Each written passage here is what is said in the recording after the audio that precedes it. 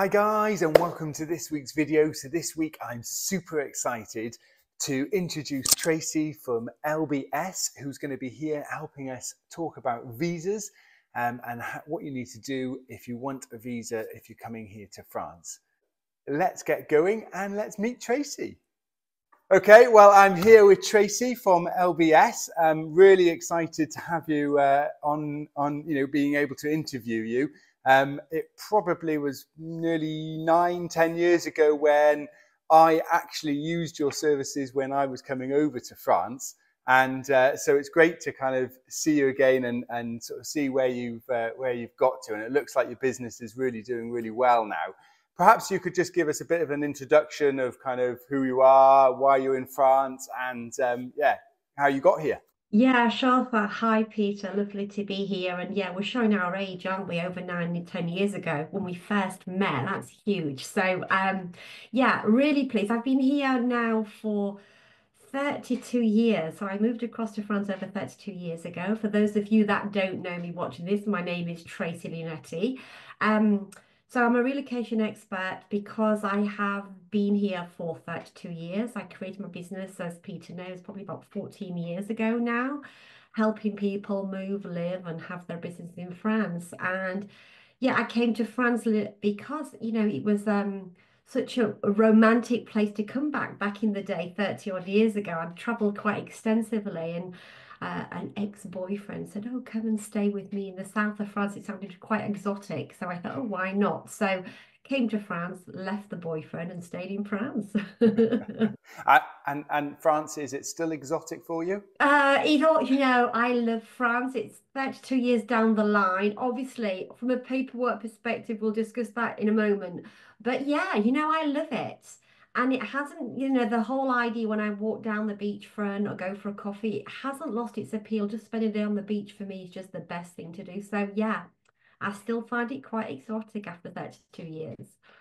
So why and how did you get into the kind of relocation business? Yeah, I mean, when I came to France, I came across in my car, had not thought about visas. I'd traveled quite extensively, so going across the channel from the UK didn't seem like a big thing, having come from Australia and New Zealand. Um, and I underestimated the absolute nightmare of a paperwork we were going to go through back in the day, because of course 32 years ago, the UK was not part of, the mobility of Europe. We had the commercial side, but not the mobility side. So I rocked up into France thinking it's going to be easy, compared to Australia, it cannot be complicated. Unfortunately, I was very, very wrong. And of course, I had my 5-month-old baby with me at the time as well, which added complications. And I didn't speak much French. So it took me 2 years to really get into the system and get my visa, my residency card, getting into the CAF, the healthcare. It took 2 years, and I just thought it shouldn't be as complicated as that. And yet it was. So when I came out of I kind of worked for corporate for about 15, 20 years, and I thought, what can I do that gives me, something that I can achieve? And I just thought, you know what, the paperwork. This is what I need to be involved in, helping people move, live, and create business in France. I certainly found when we kind of moved over, obviously we used your services then as well. And even though we moved over kind of around the kind of Brexit time or just pre-Brexit, there was still quite a lot of paperwork. And as you say, when you don't know the language, it can be a little bit sort of quite daunting, really. So I totally understand where you're coming from. I think in reality, we probably took a good year and a half to get everything sorted, to get all of our paperwork being, kind of be completely submerged into kind of French life. It did take quite a while. So kind of what sort of services do LBS offer then? Over the years, of course, it's a business that has grown quite authentically based on our clients and their needs. So we're kind of a one-stop shop, to be quite honest, Peter. And we help clients from before they come to France, because ideally that is where we need to get them so that they can understand what they're going to go through. So obviously, the preparation for move to France, but one of the big subjects is visas and immigration, residency cards, of course, all the different types of options, healthcare, driving licenses, car registrations, utilities, finding doctors, business creation, which is my baby. I love that. So creating business and then managing those businesses behind it, all the LSAF and the documents that we all have to deal with. So yeah, it's really been a creation of a huge amount of services to help people's life in France be smoother. And we've built up over the years. So now, yeah, we can really say we're a one-stop shop to help people with any of the paperwork needs, citizenship, anything like, people getting their CNLs and things like that. So we've done everything. And what sort of nationalities do you work with? I mean, is it typically British or is it anyone across the world or? Well, it's interesting because, of course, since Brexit, I mean, that multiplied the visa side of things quite a lot for our British clients. But before, I mean, I've been in this business for over 14 years, and as we know, Brexit happened relatively recently. So our client base has always been much a larger audience than the British, but we obviously now are very happy to have a lot of British clients. So Americans have always been our client base, Australians, South Africans. So we've got I'm happy to say we've got clients from all over the world. And we've been, instrumental and a small part of the journey. That's what gives me my joy, effectively. Because when people say, why do you do what you do? I mean, it's paperwork. I'm like, I don't get up in the morning saying I want to help my American client ring up the CPAM or go to the prefecture. I wake up in the morning thinking, who am I going to help move to France today? Otherwise, you wouldn't do what we do, that's for sure. But yeah, in answer to your question, our clients are worldwide. And of course, since Brexit, we have a lot more British. I mean, obviously, one of the sort of main subjects we're going to talk about today is kind of visas. Now, visas obviously such a massive kind of subject. I'm often asked, what visas do I need to get, and how do I get them? Can you help me, and everything else? And the difficulty is there's so many different types, and it really depends on everyone's individual circumstances of what visa they need and everything else. Perhaps if I can sort of pass it over to you, can you give us a sort of summary of what different types of visas out there and who are they for, so that people who are watching this, who are thinking about coming over to France, can start to get an idea of, okay, this is the visa that I need to get, and then obviously how do we get it and what do we do? So obviously, it's a huge subject. We all know it is, and it's not something you can resume it in a couple of minutes. But yeah, absolutely. Try and give you a bit of an overview.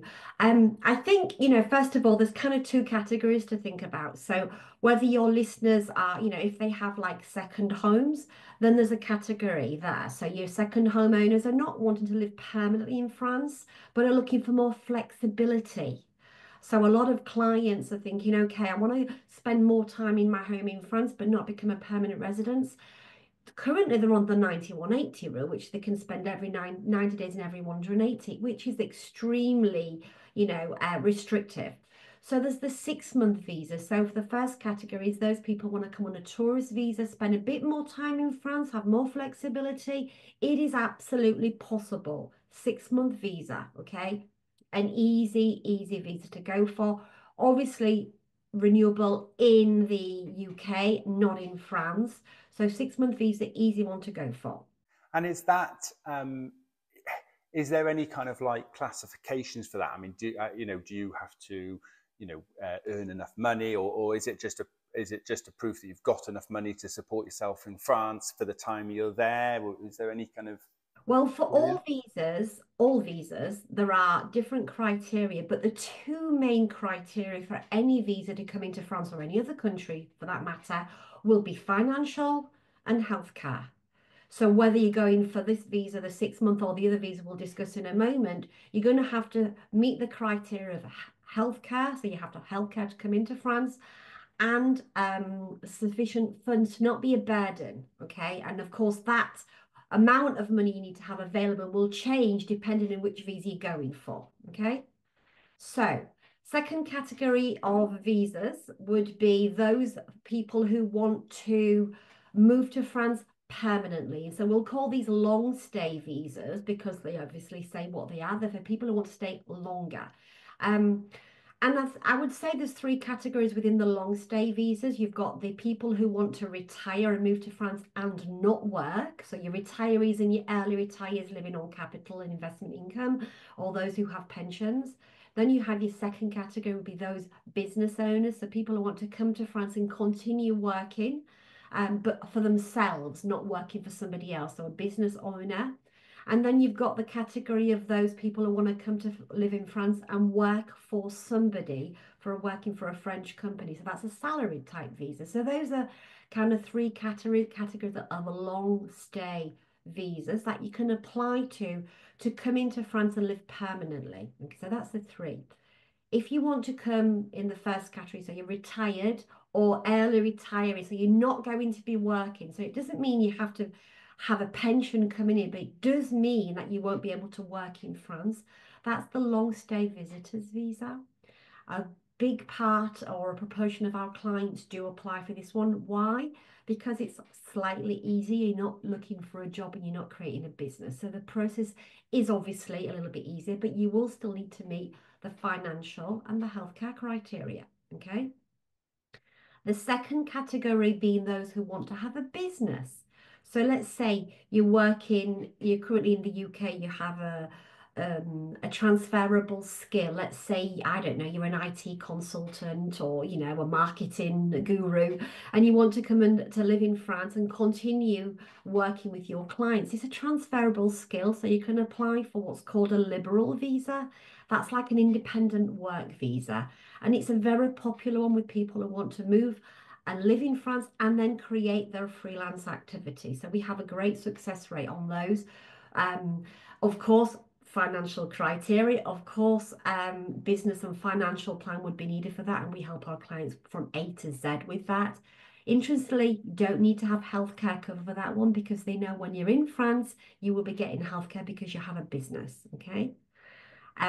Third section would be those people who want to work, as in they want to be a salaried person. So that would imply they have a job offer. Because you can't just come into France and look for a job.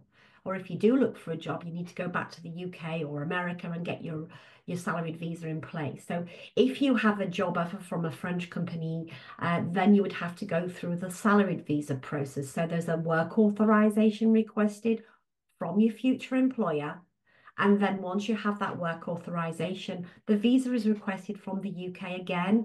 Everything is always requested from country of origin, be that I say the UK because I think most of your audience might be UK listeners, but it could be Americans or Australians. As I said again, the same process applies to everybody. If you want to be a salaried person, you would have to have the work authorization from your future employer.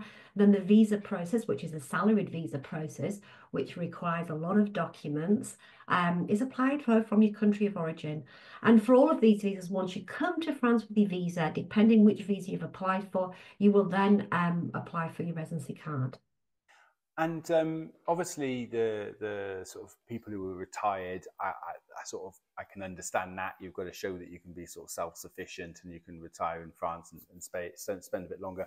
I also understand that if you've got a job offer, if you're lucky enough to have a job offer to come and sort of live in France, again, I kind of understand that aspect because you've got a job offer, you know that there's going to be a certain salary and everything else, so that's going to sort of prove you can support yourself. Obviously, the business one actually interests me a little bit. If, for example, there's a plumber and they want to come over to France and start up a plumbing business, how do you sort of prove, I suppose, that the business is going to earn enough money? Do they need to prove the business is going to earn enough money, or is it just a case of saying this is what I'm going to set it up and they have a certain period of time to do it in, or what? How does that work in a little bit more detail? So yeah, so depending what type of business activity, so a plumber, you know, an example, a plumber, for example, cannot just come over to France and set up a plumbing business because, of course, you have to prove you have the right skills. Plumbing, electricity, anything to do with manual skills, artisanal skills, as we know in France, have to prove you have the diplomas and that they are diplomas recognized in France. So that's the first thing. So you can't just do any type of business. The first thing to check that it's not a business, an activity that is classified in France. Which is why I say transferable skills when I first said it, because it has to be skills that you can transfer to France. There are ways, of course, of getting those skills recognized and validated. So To look to the kind of profile and financial situation, what you would have to do, and again, it's something we work with our clients hand in hand, is create a project. So we do a business and financial strategic plan over 3 years for that project.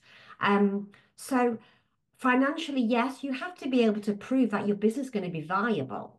You have to be able to prove that it's going to build year on year. It doesn't mean to say you have to create a business plan where you're going to earn 100,000 euros in year one. No.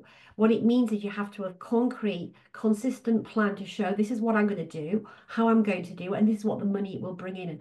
And if you have a plan where you say the first year you're going to bring in 15,000 and the second year 25,000, and the third year, I don't know, 35,000, which is quite a low amount of money. So long as you have some money behind that to support you, you can get that through. It's important to show how you will earn the money and that you're going to consistently increase it. And if you're looking for a baseline, then the French speak level is a good thing to look at. So, generally speaking, most people in France, from a SMIC level, you want to be around about the 20,000 euros mark.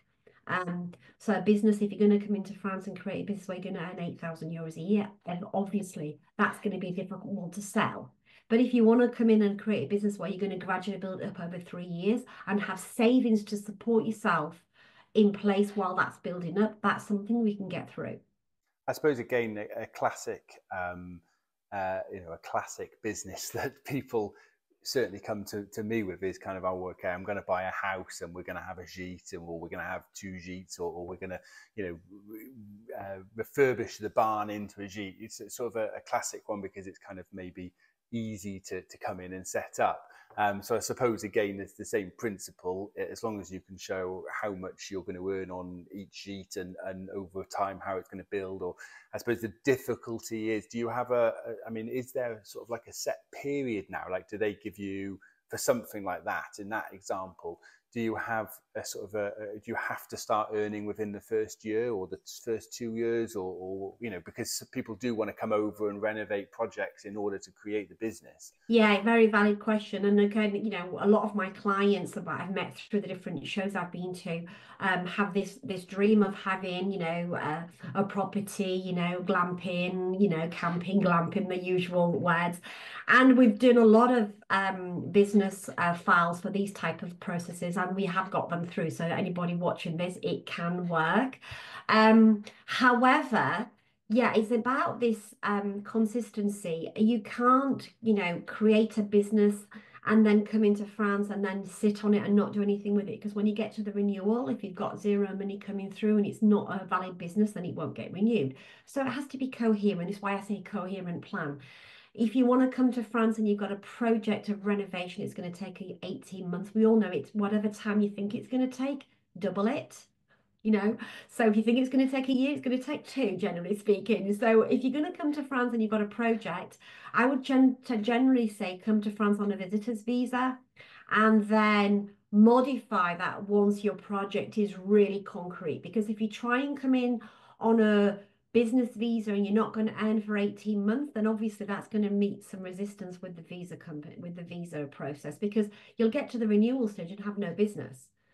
So there's a way of going through it, and it's getting the timing right on that. It's a fantastic bit of advice, actually, that even though you've just explained all of the visas to me, I hadn't even thought about, okay, maybe the way to do it is come over on a tourist visa for a year, possibly a 2 years, do the work, and then kind of get the business running so that you can then apply for that business. Obviously, you're a visa expert, or I certainly think you're a visa expert. What makes you a visa expert? Why should people listen to what you have to say rather than everything that they read on the internet? There's so much information out there. What makes you an expert, and why should they pay for you to help them come and relocate to France? Yeah, I mean, that's really valid, Peter. Absolutely. Why should they choose me, Tracy Litty, little old me, than anybody else, or not do it themselves? Well, why an expert as well? I mean, I call myself an expert, and people call me an expert. Actually, it's people who call me expert before I called myself an expert, that's for sure. I think it's about the experience, the longevity, the sharing of knowledge and experience. It's about being a leader in the arena of not just visas but paperwork in general. We've proved ourselves over and over again that we get the job done. We walk the walk and talk the talk. And you know, we have 100% success rate and we want to keep it that way. So that's very important for us. Not that's not it, that it's something I would guarantee. I don't go out there and guarantee anything because visas and immigration are a very, very tricky thing to be in. But I can tell you I have 100% success rate and so does my team. And so that is a really good reason to use our services. And why would you take a risk on something so important for a move to France? I can get, you know, some things you would say, well, I'll get by on the driving license, but visas and immigration and even healthcare, they're so important. You don't want to mess it up. So yeah, the reason, you know, we call ourselves an expert is because we've done the work and we continue to update ourselves daily on the changes, the immigration, how it works.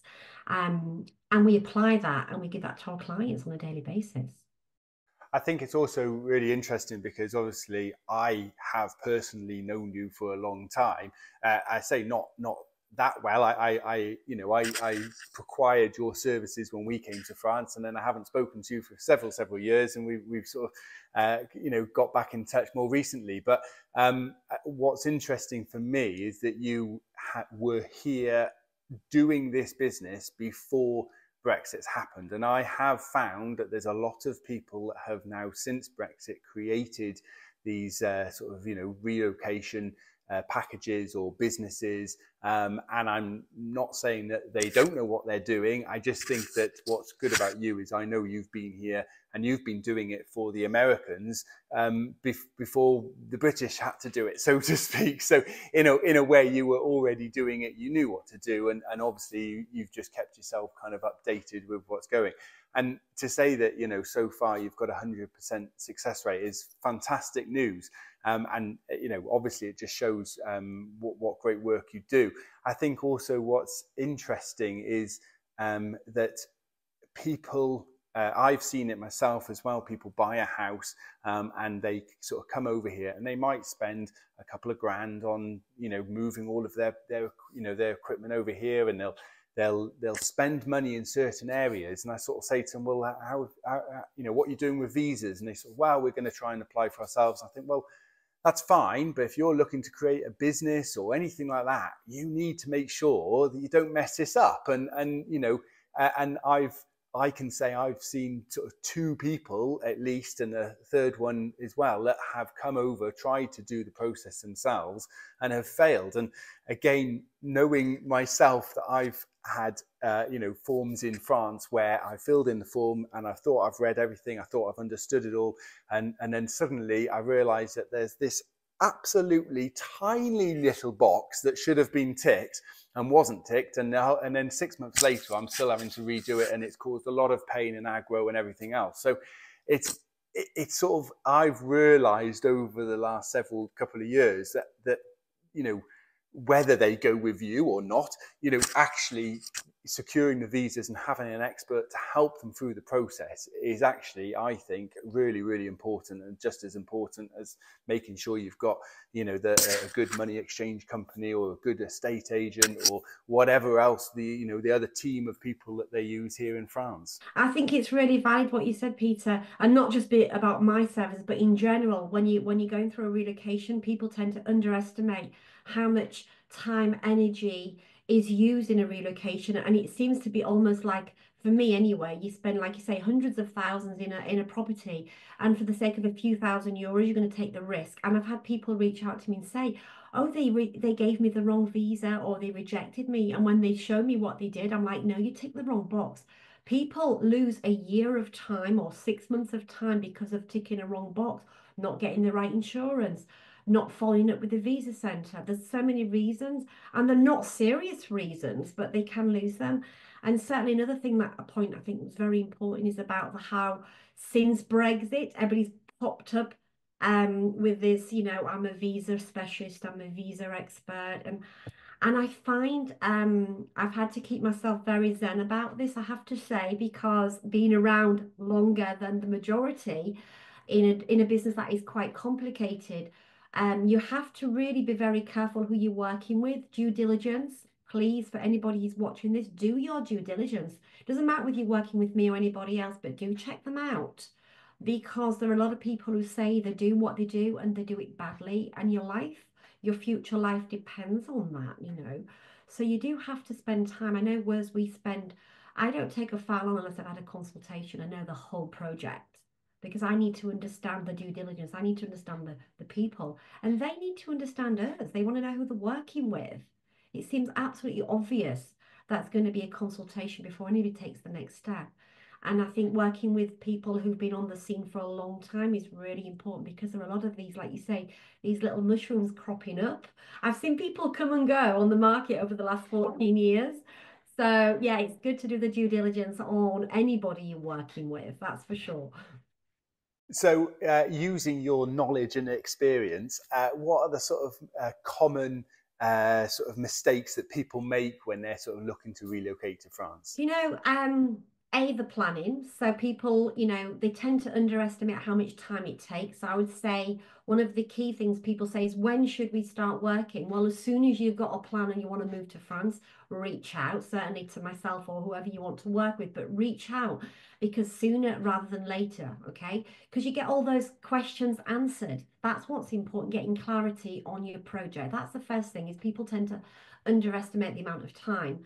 I'd also say is again, listening to advice from people who are not in the position to give you advice.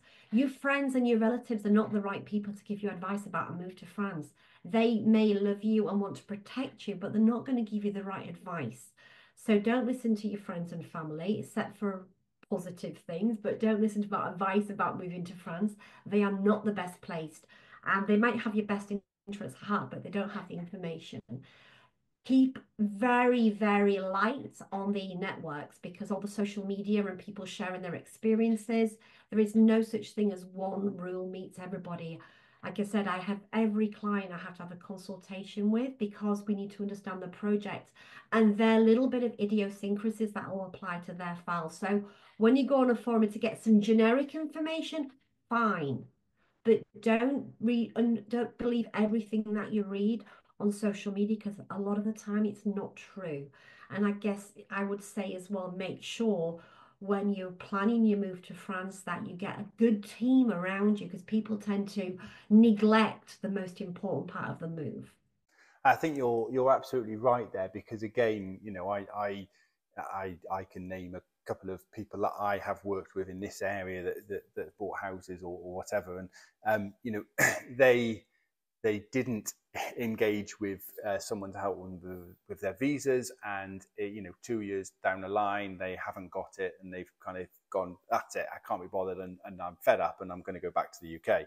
And the shame of it is that often those bad news stories are often the ones that get sort of advertised or publicized rather than the good news stories because they're too busy working in France and getting on with their lives to publicize it. And Exactly. Yeah. And you know, people love drama, don't they? I mean, people buy into the drama. So if somebody have a bad news story, but he's going to listen to it and it's like, oh my goodness, we can't move to France because of this, or this is what will happen. So we tend to see people, repeating all of the same errors. But no, exactly. I mean, I've got so many success stories that I could write about. I mean, in fact, I'm doing one now because I thought I need to get this positivity out there and see, there are amazing success stories to tell about, people who've done every single thing of the journey and are living their best life in France. Let's start generating that positive energy rather than negative. and on that note, I love your business's sort of tagline. What is it? Live your best life in France with serenity. Yeah, absolutely.